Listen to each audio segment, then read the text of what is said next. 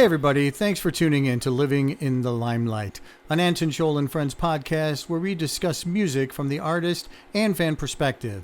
Thanks for listening and enjoy the show.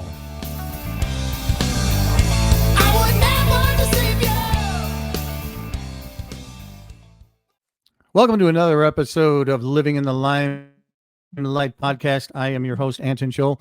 With me today is my special guest, Will Aguilar, better known as Will the Thrill. How are you today? I'm pretty good. Good. We're here to talk about your band out of Missouri, Will the Thrill, three-piece band, basically 80s style rock. Explain to us the band itself and how you guys formed. Well, in March of last year, so almost about a year ago, I started looking to get a new group together because the album was getting finished up and I needed to, find some boys to run out there and promote it with. So started putting some feelers out. And what's really cool is these two guys that I met up with are actually the first guys who responded to my flyers that I had put out in my ad. And that's not something that normally happens. Like normally you run through a lot of different musicians before you find some people who will click. But yeah, Sure. Death Doug, my drummer, as soon as he came over, we clicked. And Brian Banger, the bass player, it was the same thing. Like as soon as he came over, he clicked. Like we were all on the same wavelength and we all wanted to do the same thing with music in general. So yeah, we're on the same page and we're putting in the work, and we've worked up about 2 hours worth of my music so far. We're just ready to let it rip wherever we want. So you're the initial songwriter of the group then? Yeah, this project is 100% written by me. And I met these guys after this album was written. Okay. So let's talk about your writing process then, because some of the things that you hear, I mean, you hear a lot of the 80s music coming from a lot of these bands that are out there now. Some of these groups may not even be, or some of these people may not even been alive when a lot of this music came out. So as far as influences go and how you write your songs, what were your major influences, and describe the writing process of any one of your songs? All right, so influences. Judas Priest is Yeah. a band that I got into in Christmas of 1988, and I listened to them every day for 2 years. Before that, I listened to Guns N' Roses every day for 6 months. And so those kinds of groups would be a pretty core influence for me. But I would say like every year of the 1980s, I remember what my favorite song was, all the way from, Kool and the Gang to Pat Benatar to Scorpions to Rainbow to Rat to Night Ranger, and on and on.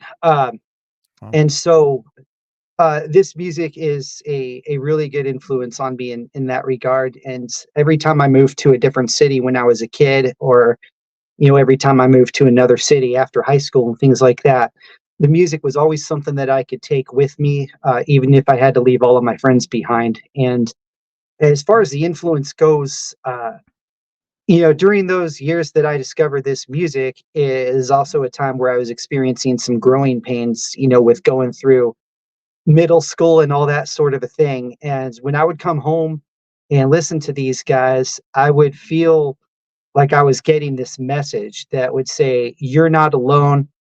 Other people have gone through what you're going through, and if you stick to your guns, you're going to be all right. Like that's the kind of message I get when I listen to Judas Priest, especially. It just made me feel like Sure. I was going to be okay and that there actually wasn't anything wrong with me at all.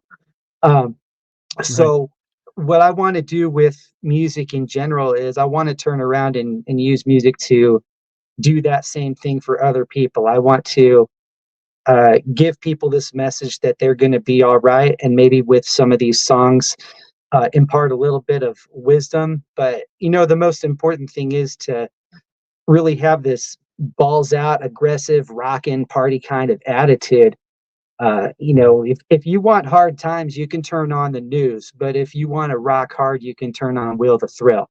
and it'll give There you you go. a bit of an escape from some of that chaos and worry that you might have otherwise. Oh, sure. Well, yeah, music is definitely an escape for a lot of people.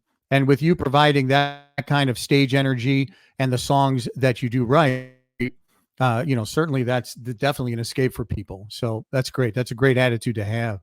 Let me ask you something about Judas Priest real quick, because obviously out here in Arizona where I'm at, Rob Halford lives out here. He, goes to some of the shows out here. So Yeah. I haven't met him yet, but he's a great guy. I heard he was really good at showing up at these shows and just a really great guy in general. Let me ask you this: what was the Judas Priest album that brought you first into their existence and said, "Yeah, I love this"? What was that album? The very first one I got was Priest Live from the Fuel for Life tour in 1986, and I believe they released that maybe in '87.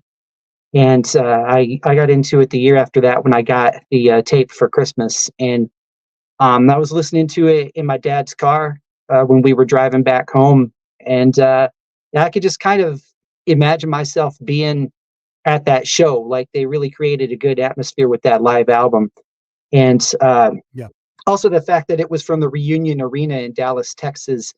Uh, that's pretty cool too, because I lived in Dallas until '85, and unfortunately I missed that show. Oh, But yeah. yeah, Actually, I've like never it was seen. just really impressive. Yeah, I've never seen Judas Priest live, but I tell you what, the album that got me was "Sad Wings of Destiny." Yeah, That that's album, actually the second one I ever bought from them. yeah, yeah, great album. Love the opening. That tore me up. That made me a fan for a long time. Oh yeah, Um, that record's got everything. Like that record yeah, is, to me, it's definitive of what heavy metal is and what it was ever going to be. Like it's got right. complete balance. I love it. Mhm. Yeah, yeah, absolutely. So now, with your songs that you do, the songs that you write, what is the process in writing one of your songs? Because you do the music and the lyrics, correct? Yeah, yeah. My writing process is the songs all start out like kind of a skeleton. Most of the time there's riffs and words, and that's about it. And I write them down as fast as I can, and sometimes I might not get any other ideas for them for a little while, but I can come back to them later and complete them. Every now and then I might have to cannibalize something like, hey, you know what? This song overall is not really that great, but there's this one part of it that I think is pretty cool. And I actually happen to need it for this other idea I just came up with. So, yeah, Sure. it starts out like that, just the words and a riff. And I use a drum machine to create a very basic beat and groove for it so that I can set up the speed for it. So by the time Mhm. I would give it to anybody in a band to learn, you're going to have uh, a completed, very basic drum track that a drummer is going to be able to add all of their creativity to. There's not going to be any Mhm. bass line at all, so the bass player is just going to have to come up with that according to what the chords are going on in the song. Sure. So yeah, drums, guitars, and vocals. And I try to come up with Yeah. some kind of scratch guitar solo that's going to be in there, at least as a placekeeper. But every now and then I come up with something that's like, hey, I want to keep it exactly like this. So it all starts Oh really yeah. loose, and then it eventually gets, uh, completely honed in. Yeah. Well, you talk about taking songs from other ideas that you may have had. I mean, obviously that works out for a lot of different musicians. Probably one of the most famous ones is Paul McCartney, when he wrote Band on the Run. That's based on like three or four different songs that he had in his head, and he kind of put them all together. So, yeah, Yeah, well, Judas that's great Priest did that to put an on idea. Sad Wings of Destiny too, with Whiskey Woman and Red Light Lady. They ended up putting that together and making Victim of Changes. So Oh, okay. Yeah. uh, imitate the habits of successful people. Right. Yeah, absolutely. All right. So now what are you guys doing? You're based the three of you guys are based out of Missouri right now, then, correct? Yeah, Baldwin, Missouri, a suburb of St. Louis. Okay. But we're All in a right. part where people don't get robbed. Well, obviously a lot going on in Missouri now, especially with this last football season. Um, so, what do you have going on with the group as far as like I know you're on Spotify. Yeah. You have a YouTube channel, or I mean, you're on YouTube. I see a couple of videos that you also have on Facebook. Um, Yeah. Now, but I didn't see like specific videos on YouTube. Do you have a YouTube channel? Yeah. All of my social media handles are at Will the Thrill 80s. Okay. And so I tried to, coordinate all of it like that. So my YouTube channel is at Will the Thrill 80s. And over there, um, I'm putting up uh, occasional videos of us playing out live so that, Mhm. people can, take what they've heard on the album and then see that we can actually pull it off with gusto. No, that's interesting because I didn't see like like videos of like anything that you put together. I saw the live performances. So is that really? I mean, I think that that's great because a lot of bands go in the studio, they overproduce their music, especially as a three-piece band. They may put three, four, five guitars over it. They may put a keyboard in the background, and they really can't reproduce it live. But you putting out those live videos on there really shows everyone that hey, what you get on the recording, we're going to do as close to that as possible live, and maybe even add some because of the energy. But I think that's great that you can put out live recordings out there to show people what you guys can actually do. Well, you've got a challenge with that. So when you're in a studio, you think to yourself, well, do I want to make this record that I can 100% pull off live, or do I want to use the studio as an instrument in itself? And maybe some of the things that are here in the studio are not things that I normally have available to me, but I'm going to use Sure. them in this studio to make this really incredible record as best as I can. And then, whatever situation I'm in later, I just try to do whatever job I can producing that. So, like, Ghost is a band that I really like right now. And when I first saw them, they had about 5 people on stage. But the last time I saw them, which I think was the fourth time, they had 9 people on stage. And Oh, uh, every single part was being covered. They had all the backing vocalists, they had auxiliary percussion, the keyboards, the drums, in addition to your standard band lineup of the yeah. guitarist, bassist, and singer. And plus, they were using the entire stage much in the same way that Kiss would, where like you've got to be standing in certain places because something over here is going to blow up. Um, Yeah. but it was this three-dimensional experience with them that they've been able to put together, but they weren't able to do that until they actually got enough money and fame and popularity to really do that. So like Right. when I make an album, I make the very best album that I can with everything I have that is available to me. And then when it's time to go play it out live, it might be stripped down, but live is this whole other experience. Like, okay, this is how the song sounds on the record, but now this is how these guys are pulling it off live. And one's not better than the other. Uh, we find a way to present it and make it work. So Yeah. yeah, like we end up sounding pretty darn big with just 3 people out there, and we do try to cover all of the parts that we can. And so Mhm. I ask a lot of my musicians to be able to do that. Like I had to teach my drummer how to play piano for for one of the intros for one of our songs, Oh, okay. and I'm working with the bass player to keep on showing him how to sing. And some of the bass parts, instead of playing the bass line that's on the record, he has to play chords on the bass in order to thicken it up because I'm playing guitar solos and the rhythm guitars are Yeah. dropping out as a result of that. So yeah, Sure. it's a challenge, but seeing it live is its own unique thing that's also very worthwhile. Yeah. Well, then what can people expect to see when they come to see Will the Thrill? How long of a show do you guys do? And what would you say if you're promoting your particular show, what could people expect to see from it? Well, the longest show we've done so far is an hour, which is no problem. But we've got 19 songs completely worked up, so we can go, that standard headliner length of 80 to 90 minutes if we really need to. Yeah. Right now, we are. kind of a newly formed band, and we're going around town paying our dues, and then we're playing a lot of open mic nights and things like that. And so uh, there's a challenge there where we're playing all of our instruments, but we're playing it on somebody else's equipment. And so things are not where we're used to them being. But it's Yeah. actually a really good challenge because at an open mic night, all kinds of things can go wrong. And if you've done the work in your rehearsals well enough to get by any of those problems that might happen, then it's going to harden you as performers so that when you do your own gigs, you're going to be able to do everything just without any issues whatsoever. Like you'll be able to fly by the seat of your pants really easy. As Oh, far wow. as what people can expect, they can expect some pretty big live energy. Like I made this album with Steve Vai's guitar and Eddie Van Halen's amplifier.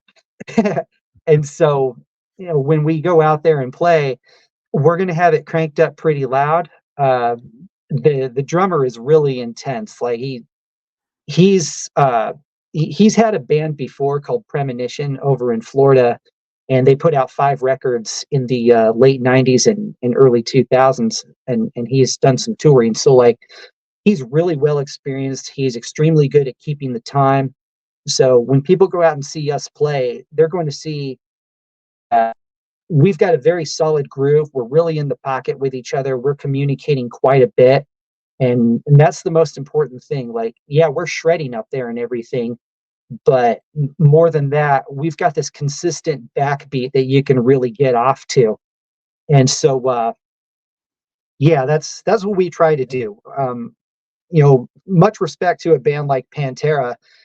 People might love them for their aggression, but what they also really need to know is that Pantera absolutely grooves with each other because they've Yeah. played with each other so much that they're able to communicate. I mean, even that first Guns N' Roses record, like Steven Adler, maybe he wasn't always consistent with his tempo, but they had played with each other for so freaking long that they're just able to follow each other. And maybe it's because they were all taking the same drugs. I don't know, but like they live in the Yeah. same house, they play together every single day, they know each other, and so when you see them on a show, uh, they're going to be very consistent. Oh yeah, and that's obviously extremely important because I've been in many three-piece bands myself, being a bass player, being a singer. I've been in many three-piece bands, and you have to groove, you have to gel well with the drummer, and you guys seem to portray that on stage from your live videos that I've seen. Is that you guys are together, and that's what matters. You don't see a disconnect. I've seen a lot of bands where you literally see that disconnect. You guys get into it with each other, you guys play together, and you play off of each other. So that's certainly something that I think people will see when they see you live, the energy and showing, that the band gels together as well as you guys do. That also gets the audience involved. So I can assume you have some pretty energetic audience members out there. Yeah, well, like I think one of the things that helps is that we're friends, and I mean, we were total strangers when we first met, but we became friends quickly because we are on the same wavelength so much, and we've got some very like-minded opinions. And so whenever I'm playing on a stage and singing, I've usually got a smile on my face because I'm just really happy to be out there, and I'm very thankful for the opportunity to go out there and do what I do, share my gift, make the world a little bit of a better place. Yeah. So I mean, it really helps if you're happy doing what you're doing together, especially. And with some groups, that kind of gets lost after a while. Like everything's great when everybody's making money and all that sort of a thing, but then sometimes everybody's kind of living on top of each other, and when you get older, you start to need a little bit more space. Like how can I love you if you don't go away? Exactly. So I think Right. that people need to get this kind of a balance and have boundaries and stuff like that. Like the main way to keep getting along with each other is to definitely have some of that space when you need it. Yeah. And we're not doing any tours right now, like in some crappy small van sleeping at rest stops or anything like that. So I guess we haven't had our nerves frayed as of yet, but Since we're all older and kind of veterans of doing this sort of a thing, hopefully we can all keep that sort of thing in mind. And if any problems do ever arise, we can walk away from each other for a few minutes if we need to. But so far, it's all peace and love. Oh yeah. Well, so then let me ask you this, because this is kind of interesting. There's a lot of groups out there, like you say, haven't experienced like that van traveling, you know, throughout the world, and all of, all the things that bands did out there. We hear a lot about that back in the 60s and 70s, how bands would be, living in a one bedroom apartment. They would have four or five, six people living in that same apartment on top of each other 24/7. And then they have this small van that they're traveling around, around the different, around the United States. Um, is that something that you would do? Is that something that you and the band would love to do, to experience that? Or is this something of, yeah, maybe we probably been through everything we want to, or have been through, that I don't think we want to go ahead and do that. Is that something you would do? We don't want to limit ourselves. We want to take this far as it can possibly go. And if anybody else wants to stop us, well, that's going to be their problem. But we don't want to stop ourselves. That being said, the most important thing for us to do is put on a really great show. And if you are going from one town to the next, sleeping in a crappy van or at rest stops, you're going to start getting irritated with each other. You're going to start getting sick, Yeah. experience physical ailments. And Right. so the most important thing you can do is put on a really great show. So wherever we end up going, we're probably going to try to give ourselves a small degree of comfort, if possible, because we're still at a point where we need to go out there and make a really good first impression on people. Like every place we play right now, we're Yeah. making a first impression on people. And so uh, for like these open mic nights, if we only get two songs and then we're gone, well, we're going to work really hard on those two songs all week before we go in there so that we can, get up in front of that crowd in our very best moments and, really go out and crush. And so, yeah, Yeah. there's not really some crazy huge amount of money coming in from the music that is going to pay for us to live in comfort. So we do have our jobs. And if we get to do any tours, it would be this thing where we need to book time off. But then in doing so, we would, book hotel rooms for ourselves so that we could at least be Yeah. comfortable enough to go out there later in the evening and really wow them. Oh, of course. Yeah. Okay, great. Now, so then with the music that you have going on right now, uh, I, I think I saw something like 10 or 12 songs or so, that are out there. Are you working in the studio now? And what is your, you coming up with a new material, or are you just working on this stuff for right now? We're working this record, but I have done a couple of demos. Like I get plenty of ideas for writing. Like I'm at no shortage of ideas to write. Mhm. I mean, for example, every time I make a new record, I usually have about 100 ideas to choose from. Out of that, there's maybe about 35 songs that are mostly completed. I whittle that down to about 18, and then by the time you need to make a record that you can have about 11 or 12 songs on, that's where it actually starts breaking your heart to cut some of these songs because they're the ones that you really love and that have made all the other cuts. But what that does is it gets you this program listing on your album that is this emotional and musical journey of the very best ideas that you've got at the time that also really fit well together. And so uh, yeah, I don't have a problem writing the tunes. Sometimes it takes a little bit of time that I need to set aside in order Yeah. to start recording some of those demos. But I've recorded a Mhm. couple of demos since this album came out, and the band actually just learned one of them last night that went pretty good. So it's kind of bare bones. So we're going to need to work on some more of the arrangement for it together. But yeah, if we get to the point where we feel like we're ready to put that one out live or go play that in front of some people, that'll be pretty cool. And it'll be a good first experience for anybody who gets to hear it for the first time. Yeah, I think one of the again, this is only my opinion. One mistake I think that certain bands make is that they want to continuously write and put stuff out there all the time, and it kind of doesn't give the listener enough time to really get into the songs that are already there. And so I mean, it's just again my opinion only, and it sounds like kind of what you're doing is that you put songs out there. That's your best effort at the time. You want to let it go with the audience. You want the audience to get in on it. And then you start kind of sprinkling things in, or you go for the next album. There should be a time in between to where the audience could get to know the songs and get to know you as a band before you just start throwing 100 songs at them. Is that something like kind of describes what you're doing? A little bit. I mean, there's got to be a balance there. Somebody like Prince, he had a high output of music. Yeah. I mean, the guy just couldn't help himself. And it also happened to be that his high output of music, like almost everything he did, was really fantastic. Yeah. And so, if Prince wanted to put out 3 albums in 1 year, like this triple album set or a quadruple album set, Mhm. I'm not going to fault him for it because it's all probably going to be pretty impressive. Whereas I'm going to talk some crap about Smashing Pumpkins. Their Melancholy and Infinite Sadness album, the double album that they did around like 95 or 97, uh, half of the songs were pretty darn good, and then half of them weren't.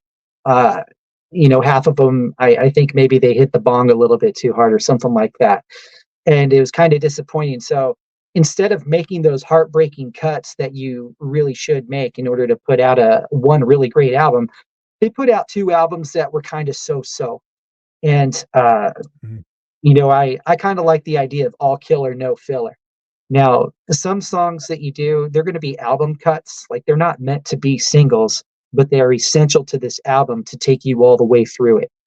And that's cool too. But with those guys, I don't really think they were just album cuts. I think they just had some bad songs sprinkled among some very good ones. Yeah. So as far as the time goes, real life gets in the way of my productivity occasionally. I mean, like, I do have a day job, and sometimes it's really tough to put in your 8 hours at that day job and then try to work out and then come home and, still do something that's brilliant. Like your brain's a little Yeah. bit fried, you're kind of tired, and sometimes you just sort of melt into the couch. You have to fight through the tired in order to accomplish some things that you really want to do. And so, being a musician, I try to treat it like my second job in that, uh, if there's something that needs to be done, well, then you just got to do it. And to that Yeah. effect, you have to try to live a more perfect life. Like my biggest problem is I don't get enough sleep at night. Now, if I don't get enough sleep at night, then the next day is going to be rough and it's going to be hard to be creative after that work day is over. And Sure. that's one of the reasons why it takes me a little bit longer to put out an album than I wish it would, because I've got the ideas. I've got enough ideas for at least 5 more albums right now. And it's so frustrating that I can't get them out Oh, yeah. fast enough. So yeah, if I could get an Well, I album mean, out every two still. or 3 years, I'd be pretty happy. Oh, yeah, of course. Yeah. I mean, and I think the average is probably 2 years or so that people put albums out. But, when you're talking about musicians that are only musicians, don't have day jobs, that's all they have. Remember, they're on time crunches also. So, but I think what you're Oh doing yeah. is better. I think what you're doing really gets the people to know your songs. And then certain songs become, the staples or the classics. So I think it's good. I don't know that you should be pumping out everything you possibly can. You're not, none of us are Prince. We don't have a studio in our basement where we can, go into and perfectly, mix and master hundreds of songs, every month. That just doesn't happen to all Yeah, of us. like But, you know, Prince had an I think it's great. assistant.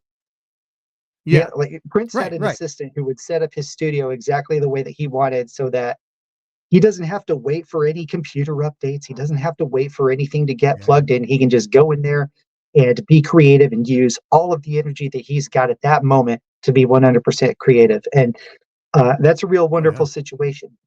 If you were a full-time musician and actually making a living at it 100%, you've got things you need to do. Like you need to get up at 4 o'clock in the morning and go do radio interviews sometimes with people's morning talk shows.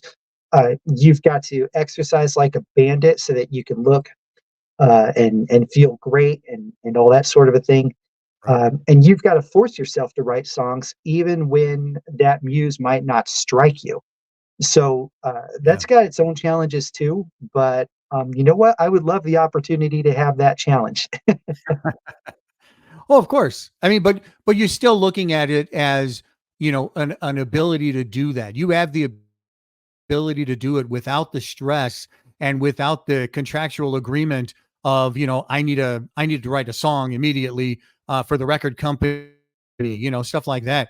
You still Sure. have the ability, the luxury to write them on your own, to put demos together, to complement them in any way that you can. And then when you're ready to put them out as the artist, you're going to put them out when you know it's what you wanted. And a lot of these artists don't have that luxury. So I think that's a good thing.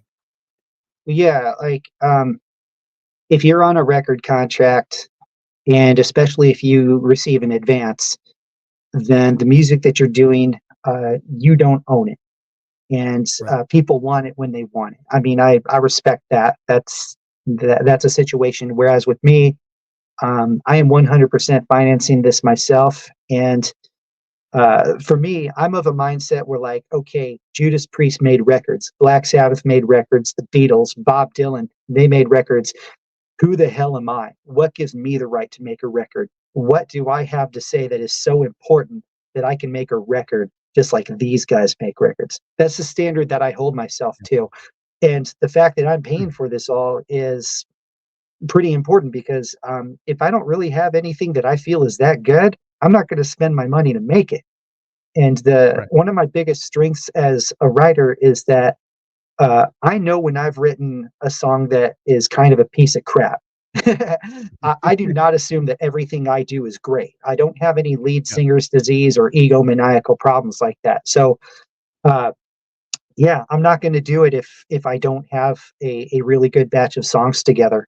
Yeah. But I feel pretty fortunate that I mean, for one thing, I'm lucky that all of these bands came before me because I've gotten to listen to them and I've gotten to, take all of these really wonderful influences from them so that I can, create my music built on the foundation that they've already set up. I'm very lucky that I had Rat, that I had Judas Priest, that I had Def Leppard and Alice Cooper Yeah. paving that road for me so that I can keep on doing things.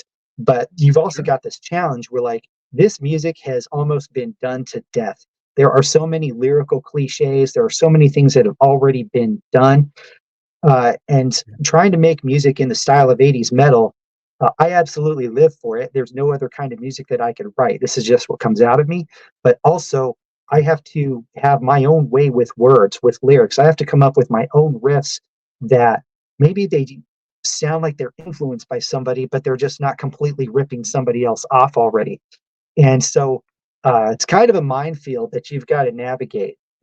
But it's a challenge, and it's a challenge that I really love. So I've got to be the best will the thrill that I can possibly be, uh, and hopefully that stuff will stand on top of all the giants who have come before me. Oh, sure. Yeah, that's great. Let me ask you about the album itself then. Is there a theme when you're putting an album together? Let's say it's going to be 11 or 12 songs. Is there a Yeah. theme that follows, or are there going to be 11 or 12 songs completely different that have no uh, intertwining meaning to each other? How do you do that? I try to have balance.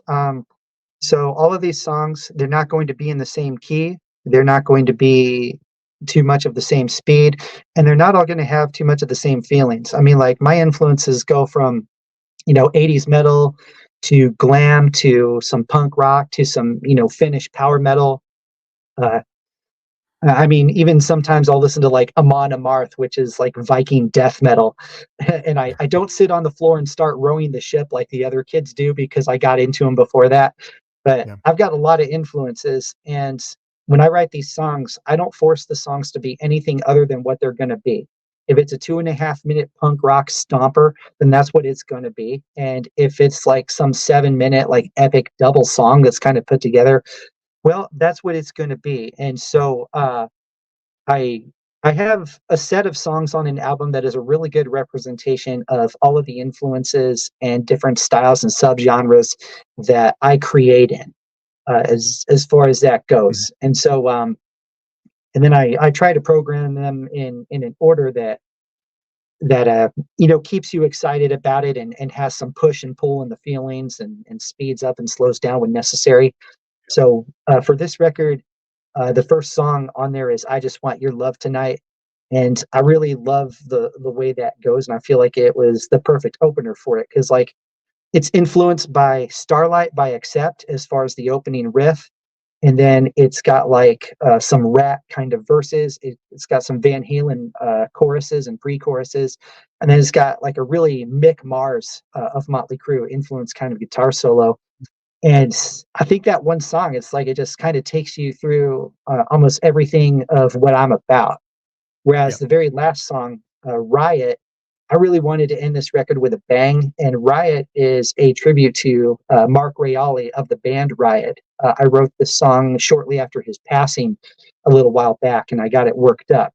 And it's, very much like Thundersteel as far as that era of the band back then. And Mhm. it was also this opportunity where, like, hey, you know what? I want to go just balls out speed metal. I want to shred all over the place. And I want to end this record on something really, really exciting that um, it's the last thing that the fans are going to hear in this record. And I want them to be Mhm. so excited for what comes next as a result of that. Hmm. Oh, good. All right. So it's basically each song is going to tell its own story, and obviously the your feeling at the time of what you were going through, or just what you were thinking about at the time for the lyrics. But is there any? Have you ever thought about doing a concept album in the vein of I probably wouldn't go so far as like a rock opera like Tommy, but I'm saying something like Operation Mindcrime. yeah, Operation Mindcrime. Do you remember a band called Iced Earth back in the Yeah, the day? Glorious Burden, 2004, I think, wasn't it? Yeah, something Civil War or era kind of record. yeah. So I mean so just something like that to where and I noticed that a lot of bands are actually doing that now. They're like taking a character and they're making that part of the album. So there would be one song of the character doing this, and then another song of the character 5 years later, or whatever. Any thoughts of doing a concept album, or is that just not your thing? Um, I don't know. I mean, if I got an idea, I'd think about it, but it hasn't been my thing yet. I know, Ripper Owens, the first band he was in, Winter's Bane, they did this album, Heart of a Killer, and the first 6 or 7 songs are a concept album about this serial killer. But then they've got maybe like 3 more songs on the album that are just kind of not related to it, but they finished a record with it. I mean, concept albums are really cool, and if somebody is so inspired that they come up with this really great idea, same with like Streets, a rock opera by Sabotage. Those are cool things. If I was going to do a concept album again, I would be of this mindset of like, is this story as good as Operation Mindcrime? Is this story as good as Scenes from a Memory by Dream Theater? Or is this story just kind of stupid and not really worth pursuing too much? I would put pressure on myself to make it as good as some of those ones that have come before, because yeah, they can be really good if you pull them off right, Yeah. and they can also be total cheese if you don't. Right. So Yeah. no plans for a concept album right now. Yeah, it's most of this stuff is Yeah. just based on the life that I've lived. Sure. Well, that's great. Well, listen, tell us where everybody can contact you as far as music goes. The areas that you guys play out in, if you are doing any shows now. But mainly, where can people get online to get your music? That's going to be most important. We want everyone to try to support as much as possible, as many bands as I can get out there through my podcast. So, where can people get on to get Will the Thrill music, stream wise, or website, merchandise, whatever you may have? Let's plug that. All right. So to buy my music, you would look for Will the Thrill, Take It Sleazy on Bandcamp. Bandcamp is a pretty good platform that supports independent musicians really well. And occasionally they'll have a Bandcamp Friday where they even waive the seller's fees and 100% of the profits go to the artist. So Will the Thrill on bandcamp.com is my number one place where I would love for you to get that music. And if you buy my CD from my Bandcamp website, most of the time, if I've got time to do it, I also include a thank you note that I've personally written and signed for them. Because yeah, anytime somebody spends, $13 or $14 to buy my CD plus the cost of shipping, Mm-hmm. that's really cool that somebody feels so strongly about an artist to support them like that. If you want to have a sampler, you can find Will the Thrill on Spotify, and you can listen to those songs on there. And Spotify will pay me 1/3 of 1 penny every time you listen to one of my songs. But if you don't have a lot of money or anything like that, uh, just listen to it. I don't want you to go to some Russian website where they've pirated my album. I don't want you to download that and get a whole bunch of computer viruses. I would rather Right. you take my record for free than totally screw up your life. But if you do Yeah. feel so inclined, you can support it on bandcamp.com. Will the Thrill, Take It Sleazy. And then as far as finding some of my other stuff, at Will the Thrill 80s is my social media call sign. You can go to the YouTube page and you can see us playing live videos of this music. I'll put them up at least every few weeks. There's with no regularity, but I try to do that. And so, yeah, as far as where we're playing out, we've been going to some clubs in this area, Diamond Music Hall in St. Peters, Missouri. We've been hitting their Thursday open jam sometimes. We've been going to 21 Rock down in the southeast corner of the St. Louis area, and we've been hitting their jams on Tuesday nights. So yeah, those are some places we're going to. And right now, we're still making a name for ourselves and building up a following. We're working with Death by Music STL as our PR people to help us get some publicity out there as well. So yeah, it's we're all about paying our dues at this moment, but we'll go out there and play for anybody who wants us. Pull up a flatbed truck in the middle of the field Sure. and set up some generators and a couple of porta johns, and we will do it. Like we really just want to get out there and play for people. Oh, great. Yeah. And tell you what, doing stuff like that's a great time. The old kegger parties or the, pulling a flatbed up and just jamming is a great Yeah, time. I man, remember just doing those back go in the out there, day. have some fun. Nobody's getting hurt. Fine. Right. Very Right. utopian. Right. Well, thanks, Will. I really appreciate you joining our podcast today. Best of luck to everybody in the group, and for everybody out there, continue to listen to the Living in the Limelight podcast and look up Will the Thrill. Look up Take It Sleazy. Try to get as much as you can from this group. They're a very high energy band, and check out their stuff on YouTube and go to bandcamp.com and make sure that you're getting their music. We got to support Thanks. these And people out there. Got to support the band. So also, yeah, this is our third album. So mhm. we have Thanks for the Support, Sorry to Disappoint You, and Take It Sleazy. And maybe that's kind of the concept in its own right. Yeah, very good. Right. All right. Well, Will, thanks again for joining us. Everyone will check you out. We'll make sure that we get this podcast out there, and we'll share it to as many people as humanly possible. It will be available on YouTube, Spotify, and Amazon Music. And thank you for joining us. We appreciate it. Awesome. I appreciate it. If you like it, tell your friends. And if you don't, just keep your damn mouth shut. Absolutely. All right. Thanks a lot. All right, man. I'll catch you later. Yeah. Thanks. Bye. Thank you for joining our Living in the Limelight podcast with your host, Anton Scholl. Please feel free to comment, like, follow, share, and subscribe, and also add us to your playlist on your favorite streaming sites. Thanks again for joining, and we'll talk to you again next week.